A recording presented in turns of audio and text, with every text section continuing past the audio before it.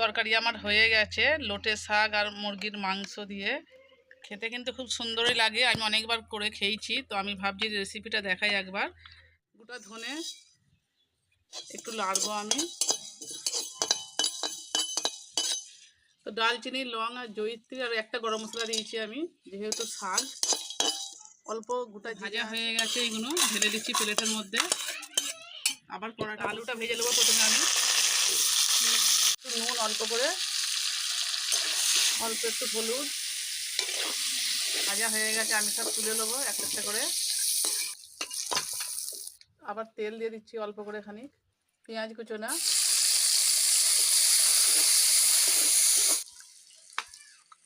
তো পেঁয়াজটা আমি অল্প করে লাল করেছি, বেশি লাল করিনি। এর মধ্যে এবার আমি মাংসটা দিয়ে দেবো, নাড়বো ভালো করে একটু। এটা ততক্ষণ একটু পানিটা মরুক, ততক্ষণ আমি শুকনো উপকরণগুলো বেটে নেবো, গুঁড়ো করে নেবো। এইগুলো পানি দেবুনি, শুকনো করে।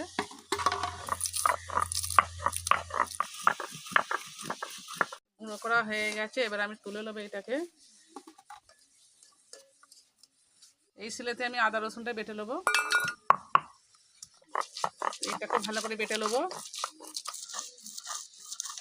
তো এটা বাটা হয়ে গেছে আদা রসুনটা।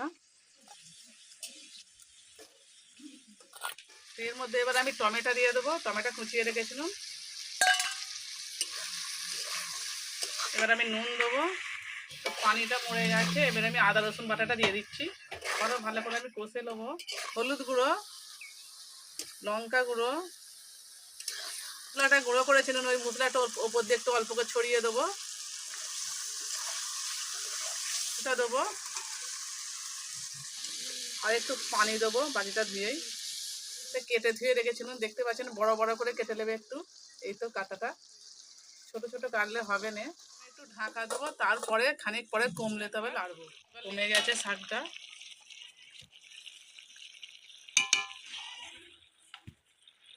তো এটা আমি আবারও ভালো করে কষবো। তো অনেকটাই শাক থেকে পানি বেরিয়েছে, পানিটা কমে যাবে, ততক্ষণ আমি আলুটা সেদ্ধ হওয়ার জন্য আবার ঢাকাটা দিচ্ছি। দেখবো তরকারিটা খুলে এই পানিতেই সেদ্ধ হয়ে যাবে। দেখি আলুটা সেদ্ধ হয়েছে কি, এটা পুরো সেদ্ধ হয়ে গেছে। আর একটু মশলা উপর দিয়ে দেবো আমি, আবার একটু ভালো করে লেড়ে দেবো। তো হয়ে গেছে, এবার আমি নেবিয়ে নেবো। তো তরকারি আমার হয়ে গেছে লোটে শাক আর মুরগির মাংস দিয়ে। খেতে কিন্তু খুব সুন্দরই লাগে, আমি অনেকবার করে খেয়েছি। তো আমি ভাবছি রেসিপিটা দেখাই একবার। তো সেই জন্য আমি আপনাদের সঙ্গে শেয়ার করছি। যদি ভালো লাগে অবশ্যই চ্যানেলটাকে আমার সাবস্ক্রাইব করবেন, আর অবশ্যই বাড়িতে বানাবার একবার চেষ্টা করবেন।